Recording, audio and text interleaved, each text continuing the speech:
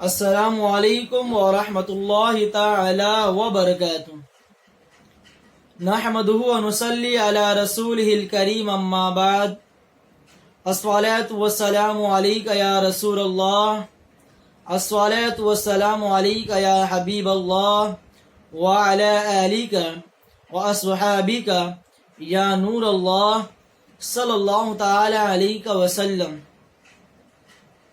انشاءاللہ تعالی آج کے درس میں ہم حضرت نوح علیہ السلام کے متعلق چند باتیں جاننے کی کوشش کریں گے کہ حضرت نوح علیہ السلام کتنے سالوں تک اپنی قوم کو دین حق کی طرف بلاتے رہے، پھر کیوں آپ اپنی کشتی بنا کر روانہ ہو جاتے ہیں۔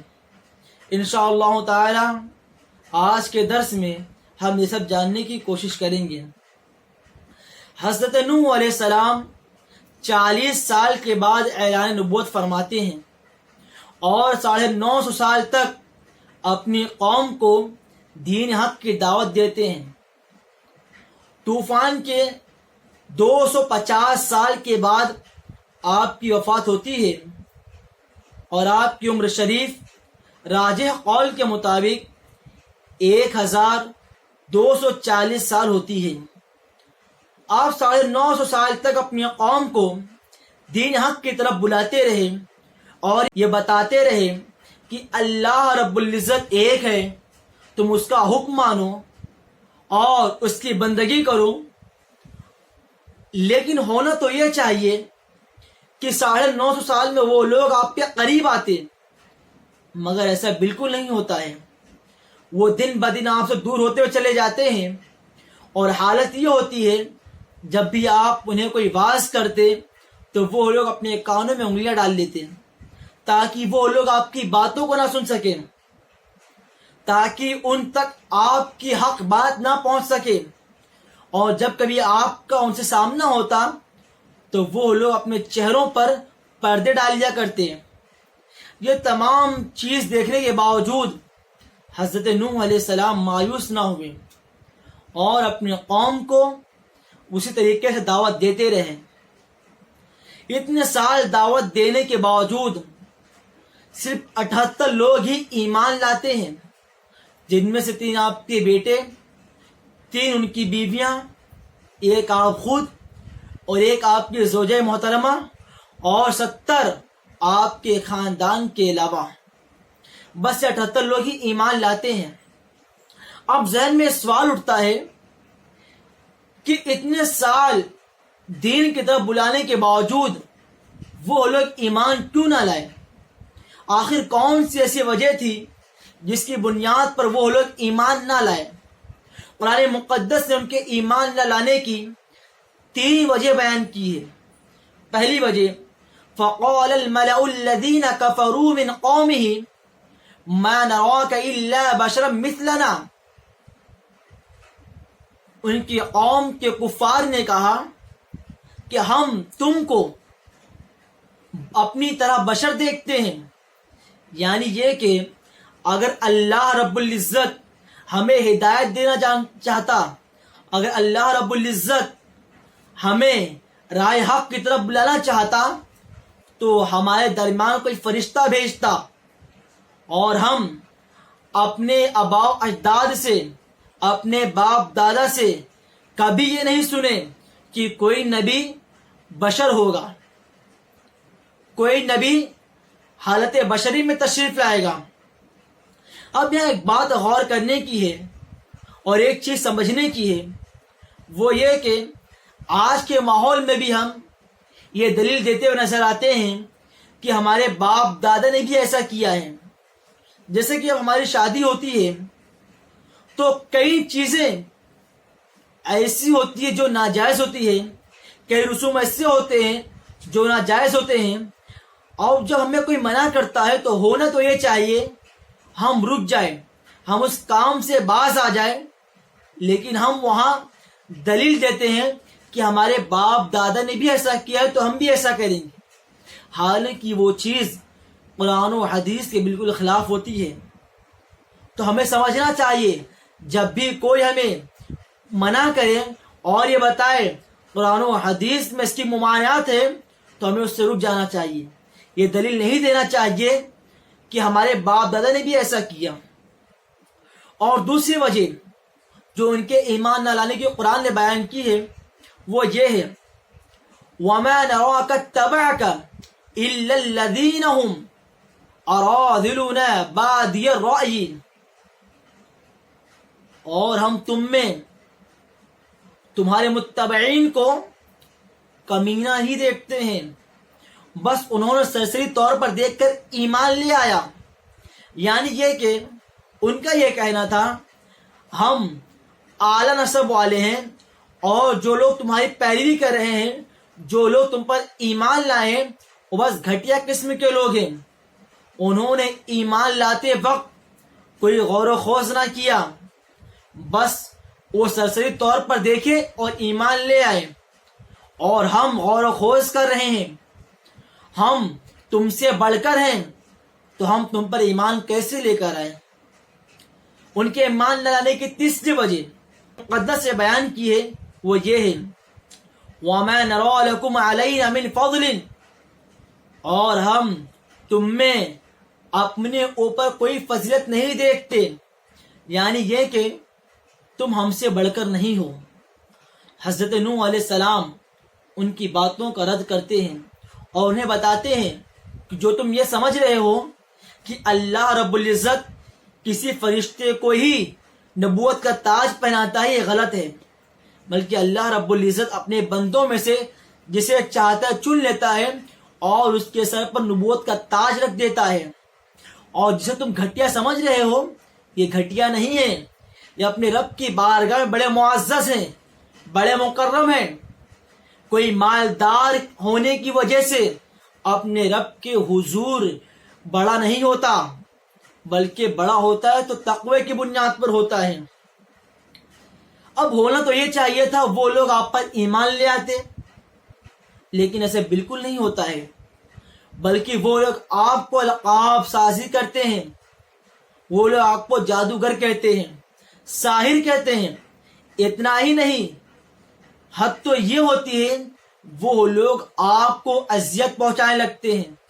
ایک مرتبہ ایک شخص راستے سے گزر رہا تھا تو اس کی نگاہ آپ پر پڑتی ہے اور اس کے گود میں اس کا بیٹا تھا، تو اپنے بیٹے کو کہتا ہے اے میرے بیٹے کبھی تم ان کی باتوں میں مت آنا، یہ جادوگر ہے، یہ دھوکے باز ہے، تمہیں دھوکہ دے گا، اپنے فریب میں لے لے گا، تم ان سے دور ہی رہنا.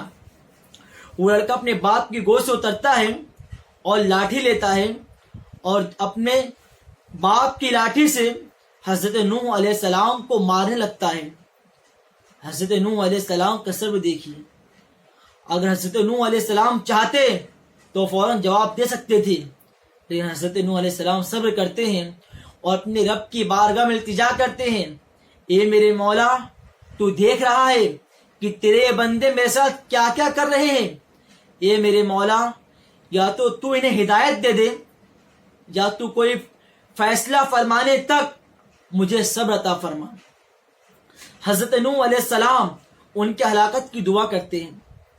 اب یہاں کوئی یہ نہ سمجھے کہ معاذ اللہ رب العالمین حضرت نوح علیہ السلام اپنے ذاتی دشمنی کی وجہ سے ہلاکت کی دعا فرماتے ہیں، بلکہ ایسا کچھ بھی نہیں ہے. حضرت نوح علیہ السلام میں جو ہلاکت کی دعا کی ہے وہ اس بنیاد پر کی ہے کیونکہ اللہ رب العزت آپ پر ظاہر فرما دیا تھا کہ اب آپ کی قوم ایمان لانے والی نہیں، نہ یہ لائے گی اور نہ ان کے بچے لائیں گے. تو حضرت نوح علیہ السلام نے کہا اے میرے مولا جب یہ لوگ ایمان نہیں لانے والے تو آخر یہ زندہ کیوں ہیں، انہیں ہلاک فرما دے. تو اللہ رب العزت حضرت نوح علیہ السلام کو حکم دیتا ہے کہ وہ کشتی تیار کریں اور یہ بھی ارشاد فرماتا ہے کہ نوح تم اب اپنی قوم کے تعلق سے کوئی بات نہ کرنا، یعنی یہ کہ اب تم یہ نہ کہنا کہ عذاب جلدی آ جائے یا عذاب میں تاخیر ہو جائے، کیونکہ عذاب اپنے وقت مقررہ پر ہی آئے گا. اور تمہاری قوم کے ساتھ تمہاری ایک بیوی اور تمہارا ایک بیٹا بھی ہلاک ہوگا۔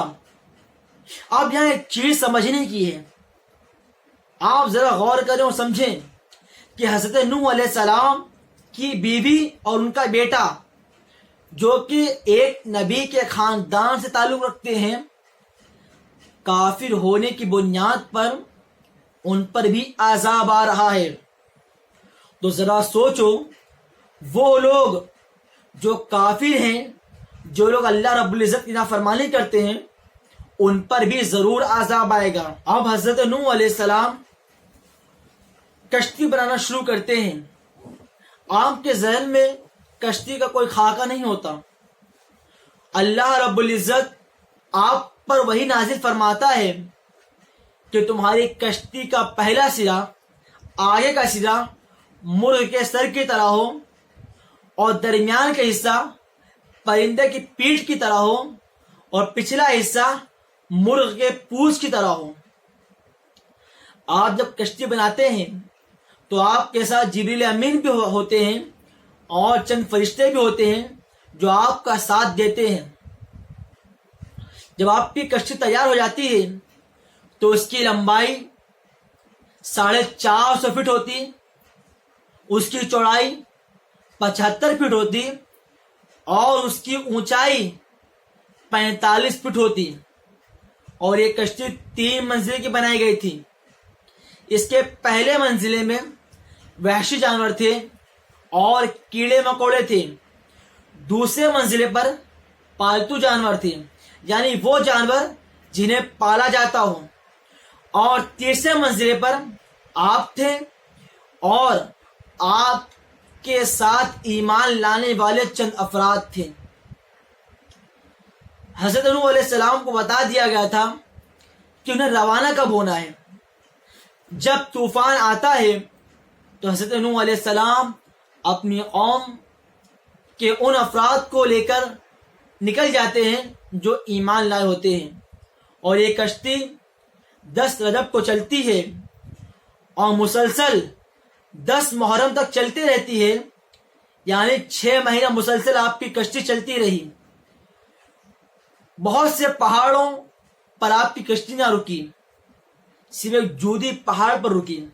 اس کی وجہ یہ ہے کہ بہت سے پہاڑ اپنی بلندی پر فخر محسوس کر رہے تھے کہ ہم بہت بڑے ہیں، بہت بلند ہیں، اور جودی پہاڑ عاجزی و انکساری کر رہا تھا۔ تو اللہ رب العزت نے اسے شرف بخشا کہ آپ کی کشتی جودی پہاڑ پر جا کر ٹھہر گئی، اور جب طوفان ختم ہوا تو اللہ رب العزت نے زمین سے کہا، اے زمین جو پانی تیرے اوپر ہے اسے اپنا اندر جذب کر لے۔ یہ چند باتیں تھیں جو حضرت نوح علیہ السلام کے متعلق ہم نے جانی۔ اب یہاں سے ہمیں ایک چیز یہ سمجھنی چاہیے کہ دین کی راہ میں ہمیں مشقتیں آئیں گی۔ جب ہم دین کا کام کریں گے، کئی لوگ ہم پر تانا ماریں گے، تو اس وقت ہمیں صبر کرنا ہے اور اللہ رب العزت سے مدد مانگنا ہے۔ اللہ رب العزت کی بارگاہ میں دعا ہے کہ میرے کہنے میں جو بھی غلطی بھی ہو اپنے حبیب کے صدقے معاف فرمائے۔ وما علینا الا البلاغ المبین۔ السلام علیکم ورحمۃ اللہ تعالی وبرکاتہ۔